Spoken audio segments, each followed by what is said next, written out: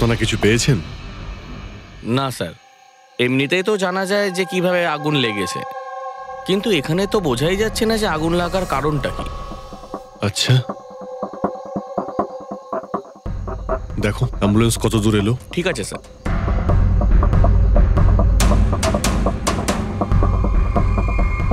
খুব বাজেভাবে ঝলসে গেছে। অদ্ভুত ব্যাপার, জানতেই পারা যাচ্ছে না যে আগুনটা কি করে লাগলো।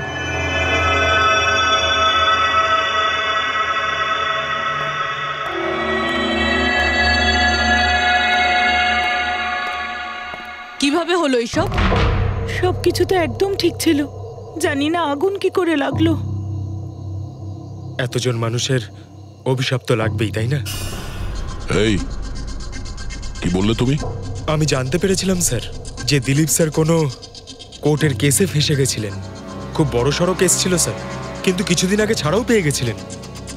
অনেকে এই নিয়ে রেগেও ছিলেন। আচ্ছা, এই ঘটনার সুযোগ নিয়ে কেউ ওকে মেরে দেয়নি তো? না, কোর্টে উনি নির্দোষ প্রমাণিত হয়েছিলেন, উনি কিচ্ছু করেননি। কি কেস ছিল? 9 বছর আগে জামাইবাবু থিয়েটারে আগুন লেগে গিয়েছিল, যার জন্য বেশ কয়েকজন মারাও গিয়েছিল, আর সমস্ত দোষ জামাইবাবুর ঘাড়ে চাপলো। এমনি কি করে আগুন লাগতে পারে? এটা নিশ্চয়ই কারোর প্ল্যানিং। কাউকে সন্দেহ হচ্ছে আপনাদের? এটা কে করতে পারে?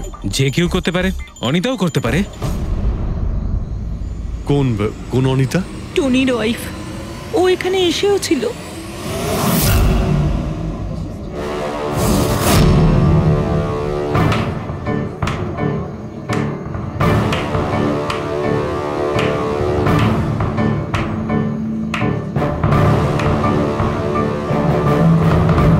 অনিতা, অন্য লোকের ঘর ভেঙে দিয়ে নিজের পরিবারের সঙ্গে এখানে ফুর্তি করা হচ্ছে। ভেরি গুড, ভেরি গুড, বাহ। কিন্তু একটা কথা মনে রেখো, ওই লোকগুলোর মতো তোমরাও ছটফট করে মরবে।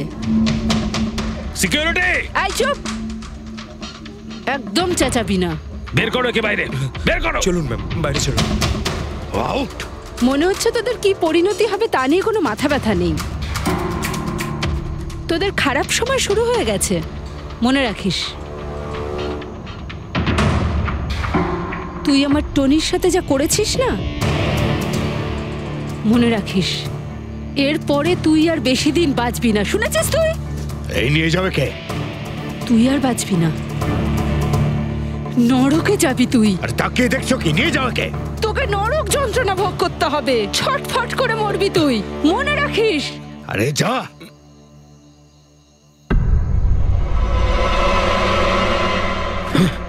Let's enjoy Rohan. আরে ভুলে যাও।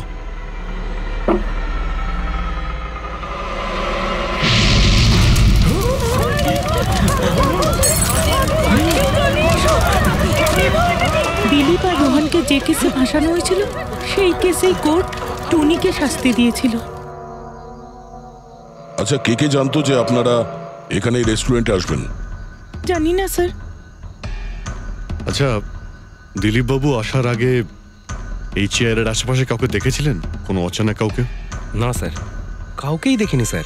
এই টেবিলটাকে রিজার্ভ করেছিল দিলীপবাবু ফোন করেছিলেন, বলেছিলেন যে আমাদের জন্য টেবিল রিজার্ভ করে রাখো।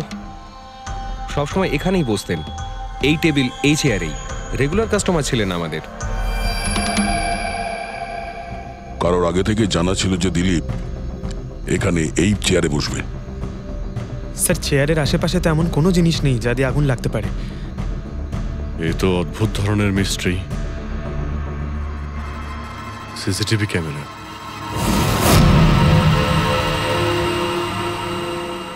এর ফুটেজ থেকে জানতে পারা যাবে কি হয়েছিল এখানে। ও মাই গড, এসব কিভাবে হলো? কে করতে পারে এসব? ওই করেছে যে দিলীপকে খুন করেছে প্রমাণ লোপাটের জন্য। আর যে কেউ কিভাবে এই মনিটর রুমে চলে এলো? তোমার সিকিউরিটি কোথায়? স্যার, এই রুমে সিকিউরিটির কোনো প্রয়োজনই হয় না। এর আগে এরকম কখনোই হয়নি স্যার। স্যার স্যার, আমার মনে হয় না সিসিটিভি ফুটেজ ডিলিট করার মতো সময়ের কাছে ছিল। ও শুধু ভাঙচুর করেছে। যদি আমরা কোনো এক্সপার্টকে ডাকি স্যার, তাহলে সে হয়তো হার্ড ডিস্ক থেকে রিকভার করতে পারবে।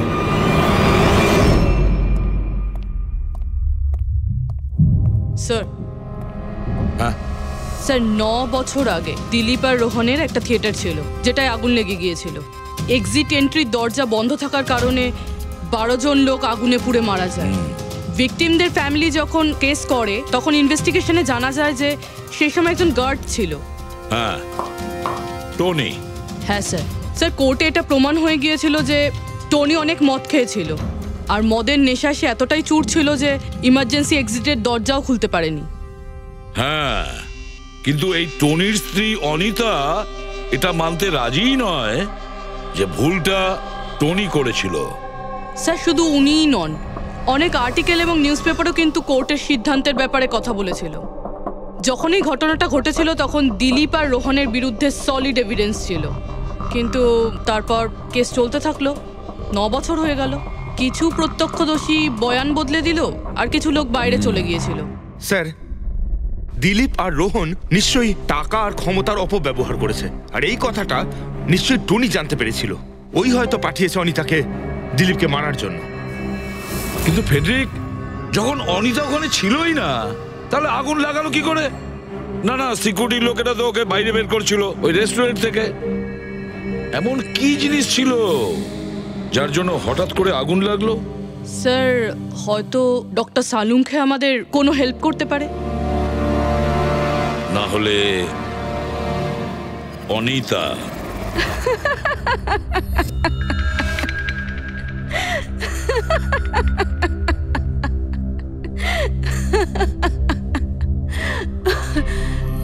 আপনারা তো অবাক হচ্ছেন কেন? আমার হাসি দেখে নাকি দিলীপের মৃত্যুর জন্য? দিলীপের মারা যাওয়াতে এত আনন্দ কিসের? আচ্ছা, আমি খুশি হব না তো আর কে হবে বলুন তো? কালকে রাত্রে রেস্টুরেন্টের থেকে বেরোনোর পর তুমি কোথায় গিয়েছিলে? জেলে, আমার স্বামীর সঙ্গে দেখা করতে।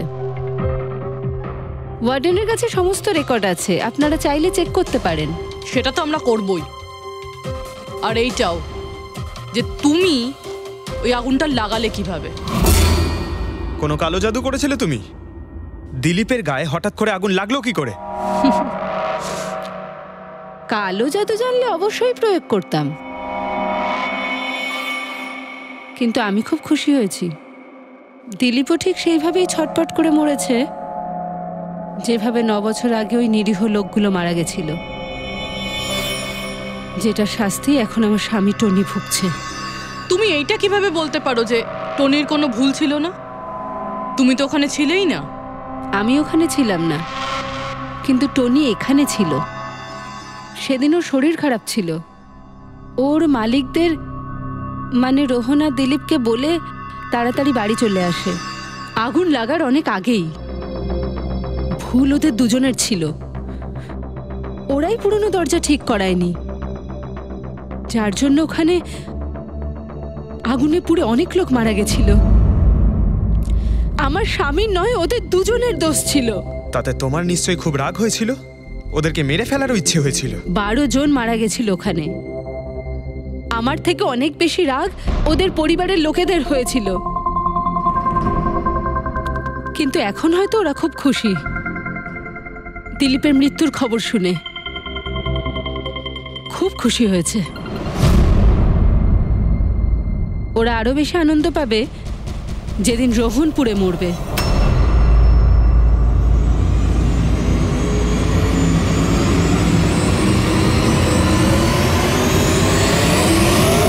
স্যার 42 জন আছে, ওই 12 জন ভিকটিমের কাছের আত্মীয় আর ফ্যামিলির লোকেরা মিলে। সাসপেক্ট বেশি আর সময় কম। স্যার, এই 42 জন লোকের মধ্যে সবার আগে সেই সমস্ত লোকেদের নাম সরিয়ে দিতে হবে যারা কালকে দিলীপের মৃত্যুর সময় শহরে ছিল। স্যার 9 বছর হয়ে গেছে এই ব্যাপারটার।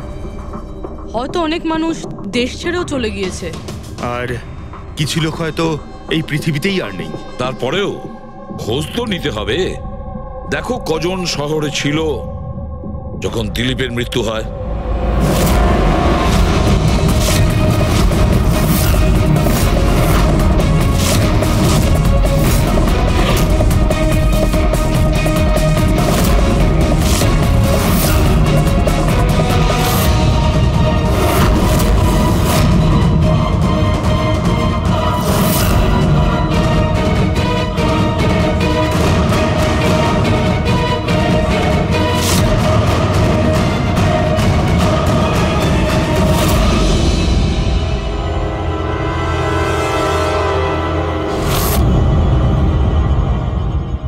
পঙ্কজ, কজন এখানে আছে? 27 জন স্যার, যারা সেই সময় শহরে ছিল, আর ওদের দিলীপকে মারার কারণও ছিল। ঠিক আছে, সবাইকে বিউরোতে ডাকো। দেখা যাক ওরা নির্দোষ হওয়ার কি গল্প শোনায় আমাদের। জেমস, তোমার বাবা 9 বছর আগে থিয়েটারে আগুন লাগার কারণে মারা গেছেন, তাই তো? Yes sir. আপনার হাজবেন্ড ফিল্ম একাই দেখতে গিয়েছিলেন? সেই দিন আমি বিজি ছিলাম, তাই উনি একাই চলে যান।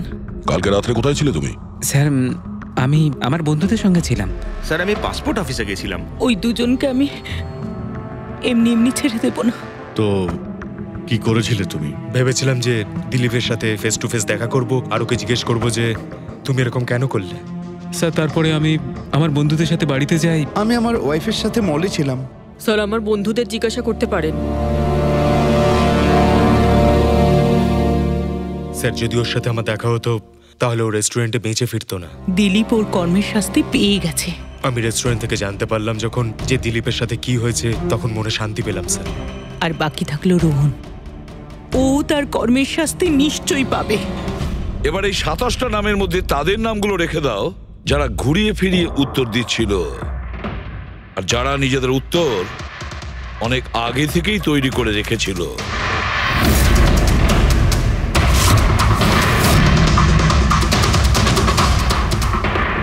স্যার এবার 15 জন রইল। এবার এই 15 জনকে ওই দিনের ব্যাপারে জিজ্ঞাসা করতে হবে যখন 9 বছর আগে থিয়েটারে আগুন লেগেছিল। দেখা যাক কে সব থেকে বেশি রেগে যায় আর কে মুখ ঘুরিয়ে নেয়। স্যার আমার ভাই মাধ্যমিক পাশ করেছিল। ও বলেছিল বন্ধুদের পার্টি দিতে চায়, সিনেমা দেখাতে চায়, টাকা দাও।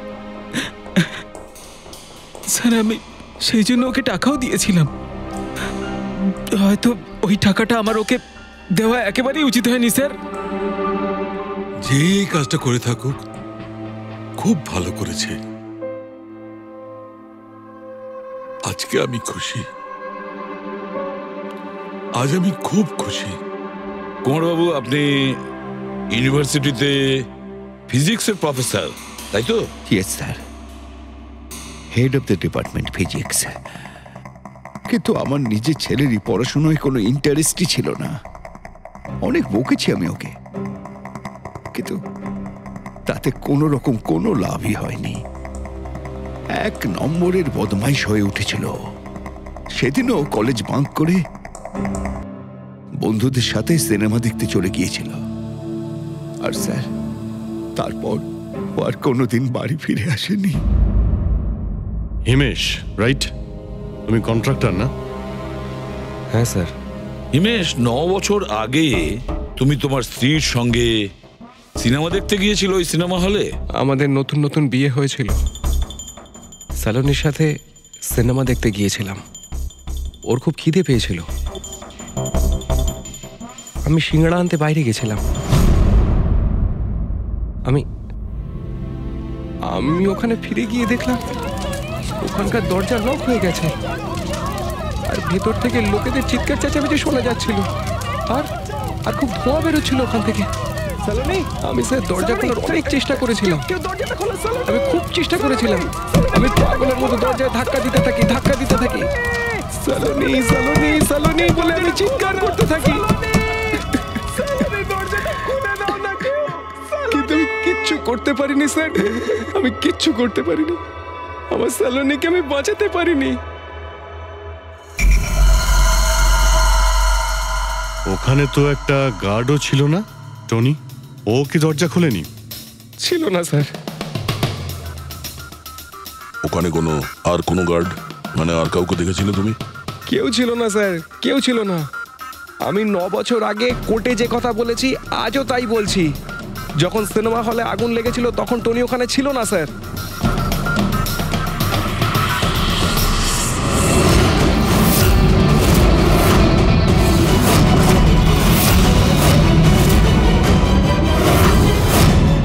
স্যার এই হলো আমাদের 15 জন সাসপেক্ট যারা দিলীপকে খুন করতে পারে। স্যার পুলিশ বলছিল যে ফায়ারম্যানরাও বলতে পারেনি যে আগুনের এক্স্যাক্ট সোর্সটা কোথায় ছিল। ওরা তো দেখা মাত্রই জানতে পেরে যায়, তাই না? জানতে পেরে যায়, যে ওখানে এমন কি জিনিস ছিল যাতে আগুন ছড়িয়ে পড়ে, কিন্তু ওরা জানতে পারেনি।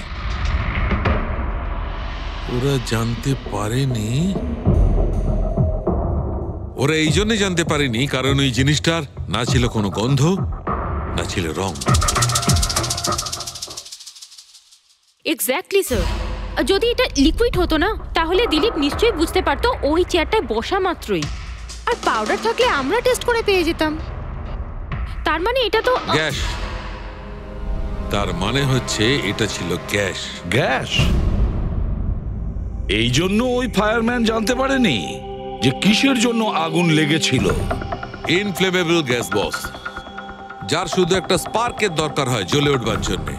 কিন্তু একটা কথা বুঝতে পারছি না, দিলীপ যে চেয়ারে বসেছিল সেই চেয়ারে গ্যাস আসলো কোথা থেকে? চেয়ার থেকেই। কি চেয়ার থেকে? সেটা এইভাবে বস, যে চেয়ারে দিলীপ বসেছিল তার নিচের অংশে কেউ ওই ইনফ্লেমেবল গ্যাসকে স্প্রে করেছিল। মারা যাওয়ার সময় দিলীপের সংস্পর্শে দুটো জিনিস ছিল। একটা তো এই চেয়ার যেটাতে ও বসেছিল, আর একটা ওয়াইনের গ্লাস যেটা ও হাতে ধরেছিল। আমরা এই দুটো জিনিসই চেক করেছি। তো এই চেয়ারটা থেকে আমরা ইনফ্লেমেবল গ্যাসের কিছু ট্রেসেস পেয়েছি। বস, আমাদের আশেপাশের পরিবেশে সর্বদা জ্বলনশীল পদার্থ ঘুরে বেড়ায়, যেটা কখনো কখনো স্পন্টেনিয়াসলি জ্বলে যায়। যেমন হচ্ছে মাস গ্যাস, একটা ন্যাচারাল বায়োগ্যাস, আর জ্বলনশীল গ্যাস এর মেইন কম্পোনেন্ট। তার মানে ইনফ্লেমেবল গ্যাস যে কোনো সময় হাওয়াতে এমনি এমনি জ্বলে উঠতে পারে? না ফ্রেডি, নিজে নিজে নয়। যখন পরিবেশটা খুব বেশি উত্তপ্ত হয়ে ওঠে আর সেটা পরিবেশের অক্সিজেনের সঙ্গে মিশে যায়, তখন একটা সুপার হাই টেম্পারেচার উৎপন্ন হয়, যার কারণে এই আগুন লেগে যায়। কিন্তু ডক্টর সালুখে, ওখানে তো এরকম কোনো হাই টেম্পারেচারের মতো কিছু ছিলই না। এক্স্যাক্টলি, এমন কোনো ডাইরেক্ট সোর্স ছিলই না যাতে তাপ উৎপন্ন হতে পারে। বস, এই জন্যে আমার মনে হচ্ছে খুনি কোনো এক্সট্রা ডিভাইস ব্যবহার করেছিল এই এত বেশি টেম্পারেচার উৎপন্ন করার জন্য। আর এই চেয়ারটা তো রেডিই ছিল, এর তো শুধু একটা স্পার্কের দরকার ছিল। কিন্তু স্যার, এভাবে কেউ হিট কিভাবে উৎপন্ন করবে? হ্যাঁ, করা যেতে পারে তো। যেমন উদাহরণস্বরূপ ম্যাগনিফাইং গ্লাস।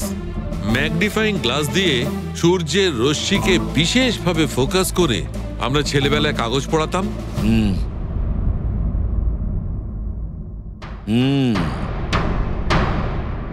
মনে হচ্ছে ওই রেস্টুরেন্টে আবার যেতে হবে, খোঁজ নিতে হবে কিসের থেকে আগুনটা লেগেছিল।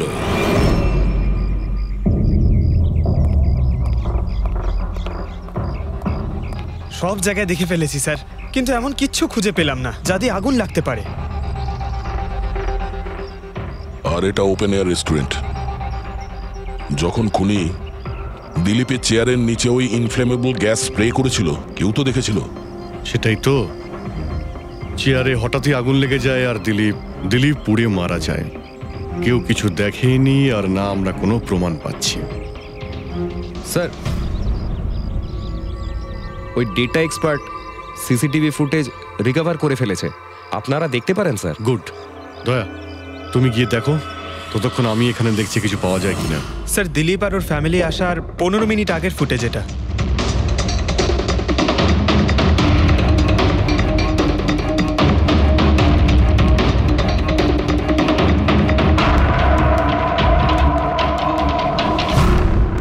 এ চেয়ার চেঞ্জ করছে। এর কোনো দ্বিতীয় অ্যাঙ্গেল আছে কি এই সময়েরই? চেক করো। 1 মিনিট স্যার।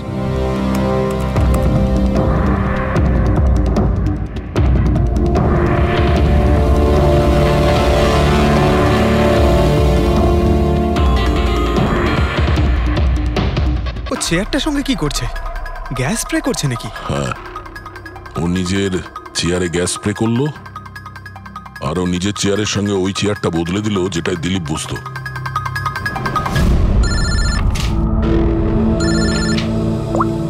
হ্যাঁ দয়া। আচ্ছা, গ্রেট, গুড ওয়ার্ক দয়া, গুড ওয়ার্ক। কি হলো স্যার? যে দিলীপের চেয়ারটা কারসাজি করেছিল তার খোঁজ পাওয়া গেছে। সে আসলে একটা লোক, ওর শারীরিক গঠনটাও জানা গেছে। আর দেখি আমরা, দয়া ফটোটা পাঠাচ্ছে।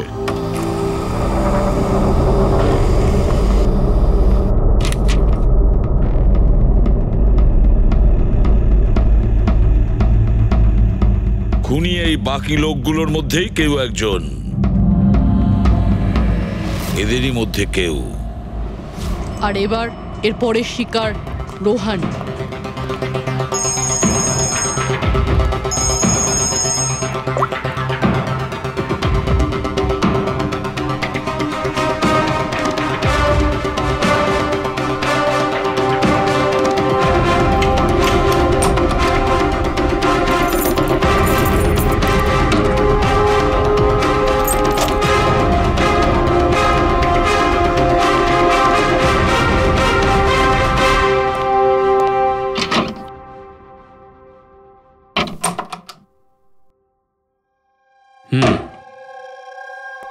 আমার মনে হয় কারোর আমার আর দিলীপের মুক্তিতে অসুবিধা হচ্ছে।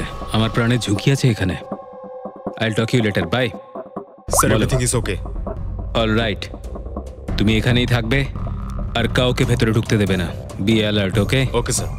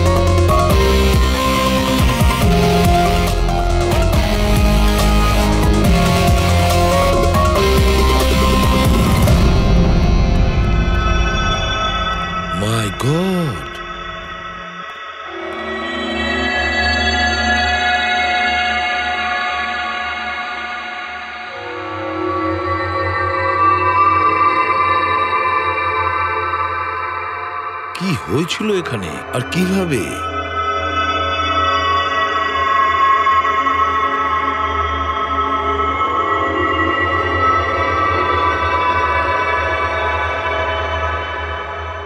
এখানে আর অন্য কোনো জিনিসের স্মেল পাওয়া যাচ্ছে না, শুধু এই পোড়া লাশটার দুর্গন্ধ ছাড়া। মানে স্যার, এই মার্ডারটাও ইনফ্লেমেবল গ্যাস দিয়েই করা হয়েছে হয়তো। এসব হলো কিভাবে? হ্যাঁ স্যার, আসলে আমি রোহন স্যারের বডিগার্ড। আচ্ছা, তাহলে আপনারা কোথায় ছিলেন যখন এসব হলো? স্যার, রোহন স্যার আমাকে বাইরে পাহারা দিতে বলেছিলেন। তার কিছুক্ষণ পরেই আমি ওনার চিৎকার শুনতে পেয়ে ওনার রুমের দিকে দৌড়ে আসি আর দেখি দরজার চারদিক থেকে ধোঁয়া বেরোচ্ছিল। আমি অন্য চাবি দিয়ে দরজা খুলে ভিতরে যাওয়ার পর দেখলাম যে স্যার ততক্ষণে রোহন স্যার পুড়ে গেছেন। আপনারাও কেউ কিছু জানেন না?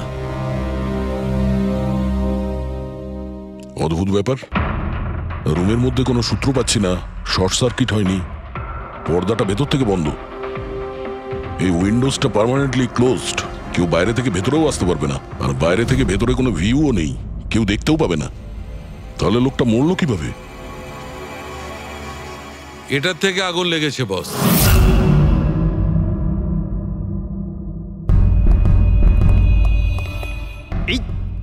এই জিনিসটা দিয়ে এটা কি স্যার? এটা হচ্ছে ফিলামেন্ট। ফিলামেন্ট? ইলেকট্রিক বাল্বের ভেতরের ফিলামেন্ট। যখন এই ফিলামেন্টের ভেতর দিয়ে ইলেকট্রিক পাস করানো হয় তখন এটা গরম হয়ে লাল হয়ে যায়। বস, খুনিও এই টেকনিকটাই ব্যবহার করেছে ওই জ্বলনশীল গ্যাসটাকে জ্বালানোর জন্য। কিন্তু ওই রেস্টুরেন্টে যেখানে দিলীপ মারা গিয়েছিল ওখানে তো আমরা এরকম কোনো ফিলামেন্টের মতন কিছু পাইনি। বস, এত ছোট্ট একটা জিনিস, ওটা খোলা জায়গা, হয়তো কোথাও উড়ে চলে গেছে, কিন্তু এখানে তো পুরো ঘরটাই বন্ধ, তাই জন্যে খাটের তলায় এটা আমি পেয়ে গেছি। কিন্তু স্যার, ফিলামেন্ট দিয়ে ইলেকট্রিক পাস করানোর জন্য ওয়্যারসের কোনো না কোনো কানেকশন তো থাকা উচিত বেড পর্যন্ত। আছে, এখানেই নিশ্চয় কোথাও আছে। পুরো বেড চেক করেছি আমরা, রুমটাও চেক করেছি, এরকম কিছুই তো পাইনি আমরা। দয়া, ওই দরজাটা কিসের? ম্যানেজার। Yes sir. ওই দরজার ওপারে কি আছে? স্যার আর একটা রুম আছে, এই রুমের সাথে ওটা কানেক্টেড। এমনিতে এই দরজাটা সিল থাকে, এটাকে কেউ খোলে না স্যার। খুলুন এই দরজাটা। Yes sir. আসুন স্যার।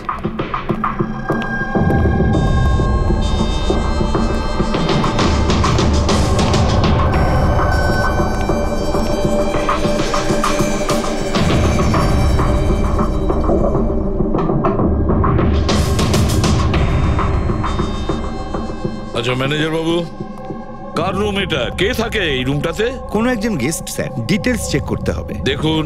Okay sir.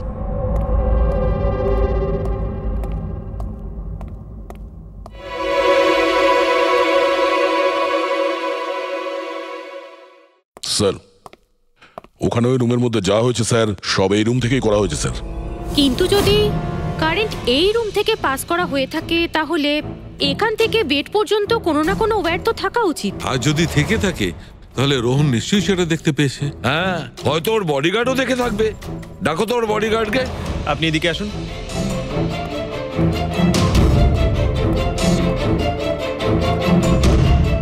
একটা কথা বলো, যখন তুমি রোহনের ঘরে এসেছিল তখন কোনো তার দেখেছিলে এখানে এই দরজা থেকে ওই রুম পর্যন্ত? কোনো কিছু? না স্যার, রোহন স্যার এই রুমে ঢোকার আগে আমি এই রুমটাকে খুব ভালো করে চেক করেছিলাম, কিন্তু তার বা সেরকম কিছু আমার চোখে পড়েনি। ঠিক আছে, যাও তুমি। যাই হোক না কেন দয়া, খুনি এই দরজাটা ব্যবহার করেছে। এই দরজা দিয়ে রোহনের রুমে আসে আর রোহনের বেডে ইনফ্লেমেবল গ্যাস স্প্রে করে, আর যে কোনো ভাবেই হোক ফিলামেন্টে কারেন্ট দিয়ে দেয়, তাতে ফিলামেন্ট গরম হয়ে যায় আর ইনফ্লেমেবল গ্যাসে আগুন ধরে যায়, আর তাতে রোহনের মৃত্যু হয়। বস, একটা কথা কিন্তু ঠিক, খুনি যেই হোক না কেন তার ইলেকট্রিক আর কেমিক্যাল সম্পর্কে খুব ভালো জ্ঞান আছে। প্রফেসর কুমার, ফিজিক্সের প্রফেসর কুমার, ওর থেকে আর কে বেশি জানতে পারে এই ব্যাপারে? স্যার, ওই প্রফেসর কুমারের সঙ্গে দেখা করো। স্যার। দয়া, আমিও যাব তোমার সঙ্গে।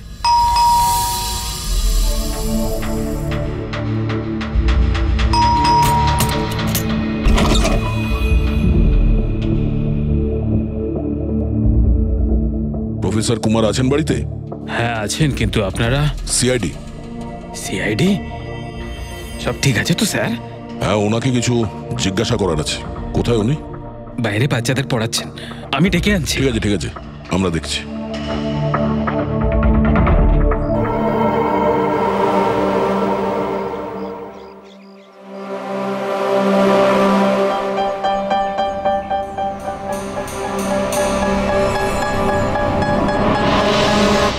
মিস্টার কুমার, আপনার কাছে আমাদের কিছু জিজ্ঞাসাবাদ আছে।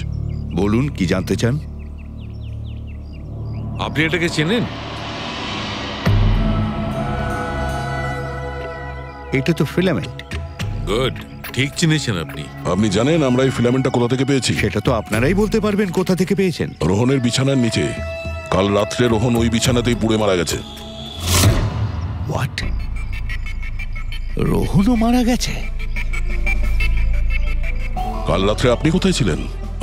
রাত 9টা থেকে ভোর 3টে পর্যন্ত। আপনারা আমাকে সন্দেহ করছেন? এটা আমাদের প্রশ্নের উত্তর হলো না মিস্টার কুমার। কাল আমি সারা দিন আর সারা রাত্রি বাড়িতেই ছিলাম। কোনো প্রমাণ? আগে আমার কাজের লোক রামু আর বিকাশ, প্লিজ কাম হিয়ার।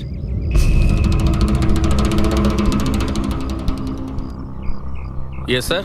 এনাদের বলো যে কাল কোথায় ছিলাম। স্যার আমাদের সবার এক্সট্রা ক্লাস নিচ্ছিলেন এই বাড়িতেই।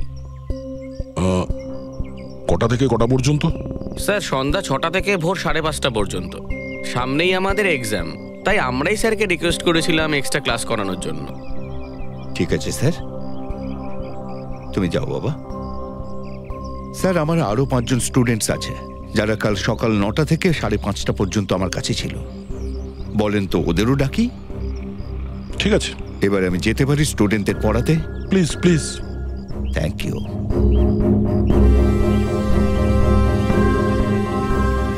হ্যাঁ, তাহলে আমি যেটা বলছিলাম যে শোল্ডারিং ওয়্যার ছাড়াও আমরা মাদারবোর্ড ফিক্সড করতে পারি with the help of adhesive conductor.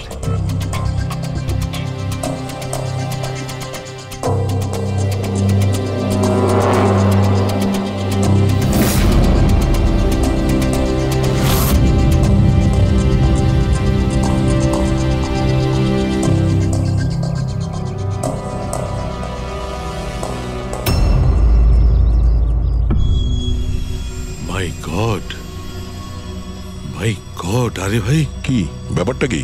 আরে ভাই, এই ভুলটা আমি কি করে করলাম? কি গড, বুড়ো হয়ে গেছি আমি বুড়ো হয়ে গেছি। দয়া একটা কাজ করবে, 1 ঘন্টা পরে ফরেন্সিক ল্যাবে দেখা করো। একটা জিনিস দেখাবো। 1 ঘন্টা পরে। আরে ওই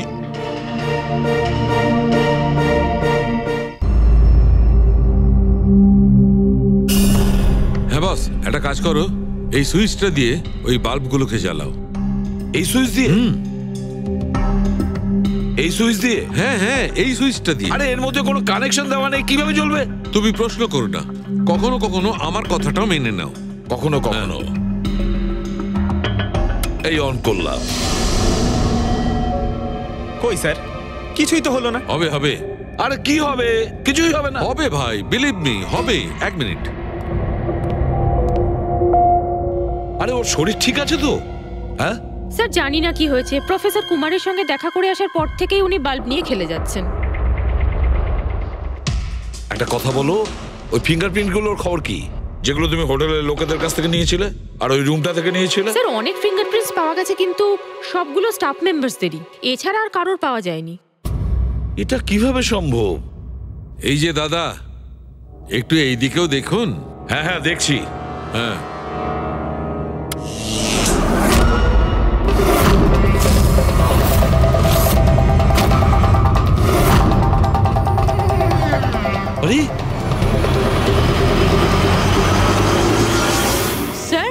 স্যার এই বাল্বগুলো জ্বললো কিভাবে?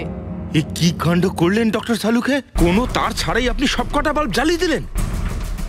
কিন্তু ডক্টর সালুকে, এটা আপনি করলেন কিভাবে? এটা ঠিক তেমন ভাবেই হয়েছে ফ্রেডি, যেমন ভাবে খুনি করেছিল। ওই দিলীপের চেয়ারটাতে আর রোহনের বেডে। ম্যাজিশিয়ান সালুকে, এবার পরিষ্কার করে বলুন আপনি সব করলেন কিভাবে? কারেন্ট কি হাওয়া থেকে আসলো? হাওয়া থেকে আসেনি বস। তাহলে? কারেন্ট এসেছে ইলেকট্রিক পেইন্টের সাহায্যে। Electric paint? হ্যাঁ, ইলেকট্রিক পেইন্ট। আসলে ইলেকট্রিকের যে তার হয় সেটা মেটালের হয়। Metal is a good conductor of electricity, সেই জন্য কারেন্ট ওর মধ্যে দিয়ে পাস করে। ঠিক একই রকম ভাবে কিছু পেইন্টও আছে যেগুলোকে আমরা ইলেকট্রিক পেইন্ট বলি, আর এটাও গুড কন্ডাক্টর অফ ইলেকট্রিসিটি। এর মধ্যে দিয়েও ইলেকট্রিসিটি পাস করতে পারে। অদ্ভুত ব্যাপার হলো এটা যে কোনো কালারের সঙ্গে মিশে যায়, যেটা খুব সহজে যে কোনো ব্যাকগ্রাউন্ডে মার্জ হতে পারে। ও, এই কারণেই আমরা হোটেলের রুমে আর রেস্টুরেন্টে কিছু দেখতে পাইনি স্যার। এক্স্যাক্টলি দয়া। খুনি আসলে হোটেলের রুমের আর রেস্টুরেন্টের ফ্লোরের দুটোর কালার এই কালারের সঙ্গে ম্যাচ করেছে, এই জন্য আমরা দেখতে পাইনি। তার মানে ইলেকট্রিক কারেন্ট, এই ইলেকট্রিক পেইন্ট, এটা কি খুব সহজেই পাওয়া যায়? হ্যাঁ, পাওয়া যায়। আসলে এটা ইলেকট্রিক সোল্ডারিং আর রিপেয়ারিং এর কাজে লাগে। আর এটা সবচেয়ে বড় বিশেষত্ব হলো যে এটা সাধারণত খালি চোখে এটা দেখা যায় না, শুধুমাত্র ইনফ্রারেড লাইটেই এটা দেখা যায়। আমি দেখাচ্ছি।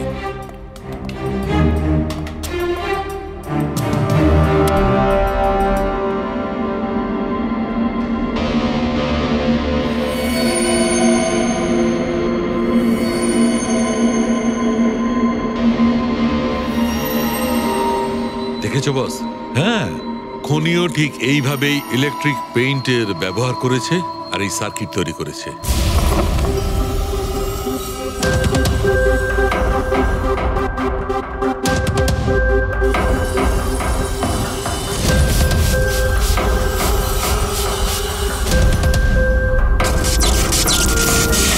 একটা কথা তো নিশ্চিত, এ যেই হোক না কেন তার এ সমস্ত ব্যাপারে খুব ভালো জ্ঞান আছে।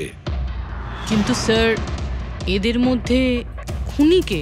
ওই প্রফেসরের সঙ্গে তো কথা বলে নিয়েছি স্যার, ও তো না, এই মুন্সি। এই লোকটা তো একজন ক্লার্ক, কিন্তু আমার মনে হয় না যে একজন ক্লার্কের সায়েন্সের ব্যাপারে এত জ্ঞান থাকতে পারে। স্যার, এদের মধ্যে সবথেকে বেশি শিক্ষিত তো ওই প্রফেসর কি মনে হচ্ছে? এটা এমন কেউ হতে পারে যেটা প্রফেসরের মতো ইন্টেলিজেন্ট নয়, অথচ এই ব্যাপারে অনেক কিছুই জানে।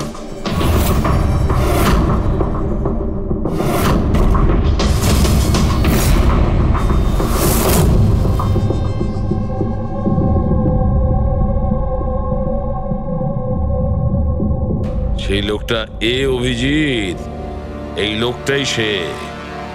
মনে পড়ছে কি বলেছিল আমাদের, যে ও কি কাজ করে?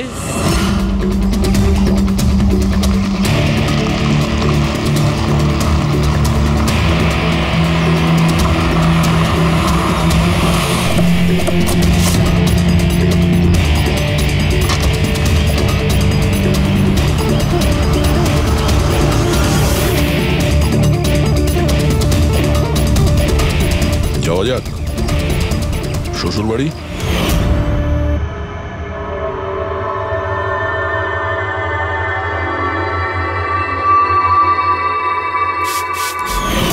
দিলীপ আর রোহনের উপর কেস হয়েছিল, কিন্তু আমি জানতাম ওরা টাকার পাওয়ারের জোরে ছাড়া পেয়ে যাবে। কিন্তু ওদের কাছে টাকা থাকলে আমার কাছে ছিল বুদ্ধি।